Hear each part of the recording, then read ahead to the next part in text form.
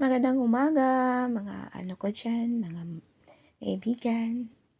Ayan, dumating na po ang order ko. Tara, buksan natin. Actually po, ito po ay matagal ko na siyang na-order. Ngayon ko lang siya ipopost. Ayan, dinab ko na lang itong itong video na to para ano 'di ba, para maiba naman. Ayan, open na natin. Medyo mahirap-hirap buksan 'to, ang pangit ng pagkaka-pack niya. Pero sana okay naman yung loob. Ayan, maraming salamat pala sa mga nanonood ng mga videos ko. Kahit parang walang kwenta, na kayo para manood. Maraming salamat. Ayan, tara ayan, na-open ko na yung pinakabukana. Maraming salamat sa anak ko na nagti-take ng video. Nakita ko lang ito kasi sa isang commercial, sa isang SOCMED. And then natuwa ako kasi maganda 'to compare sa dati naming map. Ayan, ito yung tinatawag na PMAP. Ayan. And excited na akong i-open 'to at magamit ito sa bahay. Nasira ang map namin, nabutas na siya. Eh, ang hirap ng walang map. Kasi 'di ba 'pag maglilinis ng sahig kailangan maglalampaso. So ayan, naisip ko bumili nito kasi nakita ko 'to. Sabi ko parang maganda ang review nito. Ayan siya. Ito lang siya, mag-isa lang siya unlike doon sa regular map na parang may dalawang ano, dalawang bilog. Yung isa lagayan ng tubig tapos yung isa parang spinner. So ito, nandun na siya mismo sa isang lagayan. Ayan, tsaka maliit lang siya. Ayan, meron siyang ano, ganyan, natatanggal and ano 'to, refillable kapag naluma na 'yan or nasira puwede niyong palitan, dinidikit lang siya. Ayan, 'di ba maganda tsaka very manipis siya, paka-flat niya. Puwede niyong isuot sa ilalim ng mga sopa, ilalim ng bed, ayan. Ayan. So dito nilalagay diyan, ayan kung nakikita niyo, oh, ayan ang takip. Sa takip na 'yan tapos try nating i-install muna ang ano, ang map bago ko ipakita sa inyo kung paano ito gumagana.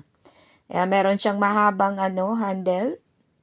Sobrang haba nito hindi ko nagamit yung isa pang karugtong kasi mababa lang naman ako, hindi advisable kung sobrang haba ng ano, ng handle.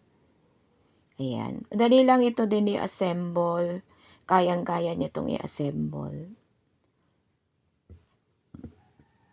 Mura lang ito, mura lang talaga siya. Dati yung map namin mahal ko nabili yun sa isang mall, noon pa yun matagal na. Parang mga 7 years ago ko na nabili yun, kaya nagpahingas na siya. Ito nabili ko lang ito ng ano 400 kasama yung shipping fee.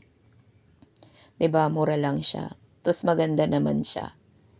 Ayan, naikabit na natin siya. Ayan, tapos naitatayo ng ganyan. Medyo nahirapan siyempre sa umpisa ganyan talaga, mahirap pindutin ng mga ano, pero ngayon okey na 'yan, nagagamit ko na siya ng matagal. Sinasabi ko nga sa inyo, matagal ko na 'tong nabili. Parang almost 1 year na 'to sa amin. Ayan. Last nabili ko 'to December 2024 pa. 'Di ba ang tagal na 'no, 2025. More than 1 year na 'to nandito sa aking ano, gallery. Hindi ko lang siya na-upload kasi ang pagkakuha ng video nito is nakatayo. Gusto ko kasi sa video nakahiga. Eh, medyo nilakihan ko na lang ngayon. Ayan, kaya sabi ko, sayang naman wala kasi ako mai-upload, i-upload ko na. Ayan, kaya inedit ko siya. Ayan, ito adjustment 'yan kung gusto niyong, hindi umikot puwede niyong i-lock 'yon. Kapagka naman gusto niyong umiikot, ayan i-a-unlock mo lang siya, iaangat mo lang. Ayan, ganyan lang siya. Very smooth ang pag-spin. So, makikita niyo diyan nilalagay yoong sabon, kung lalagyan niyo ng sabon ang inyong map. Ayan. Iaangat niyo lang 'yan and then lalagyan niyo ng detergent liquid. Tapos ayan, dito niyo ilalagay yung malinis na tubig, diyan. Unlike sa normal na mop, ang tubig 'di ba ibubuhos mo sa pinakaano diyan, pero ito kakaiba.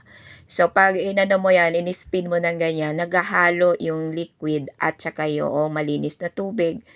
Tapos noon, ang dumi mapupunta dito sa kabilang side. 'Pag na ano na madumi na, ayan, meron siyang, ano rito, butas, diyan niyo patutuluyin ng tubig. Kaya hindi niyo na kailangang itaob.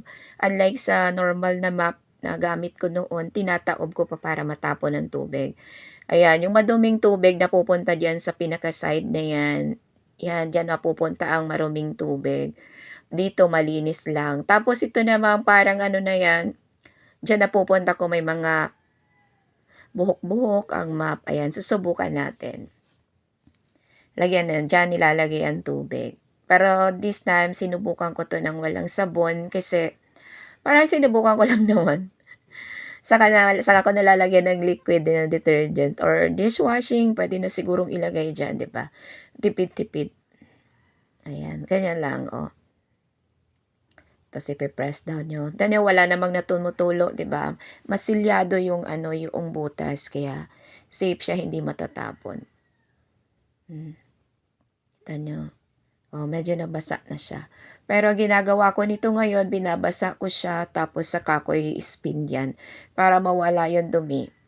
'Yan ang kinaganda ng mop na 'to, magkahiwalay ang malinis, ta's wala talagang napupuntang hindi nahahalo yung maduming tubig sa pinaka-mop. Kasi nga ang napupunta lang na tubig sa kanya yung malinis, kaya nagustuhan ko 'tong mop na 'to, 'di ba napakaano. Kasi yung dati kong mop, nilulublob ko dun sa tubig na parang halimbawa nag-mop ako tapos ilulublob ko uli dun, tapos i-spin ko uli, tapos ima-mop ko uli, yung parang dumi humahalo dun sa tubig na yung duming nakukuha ko sa sahig, humahalo sa tubig and then babanlawan ko uli dun, 'di ba? Ito kakaiba. Ayan, try natin dito. Eh, dahil ito, medyo maano 'to, makapit itong dumi na 'to kasi 'yan yung ano, glue na tumapon diyan. Kaya kinuskus ko ng daliri ko, ayan.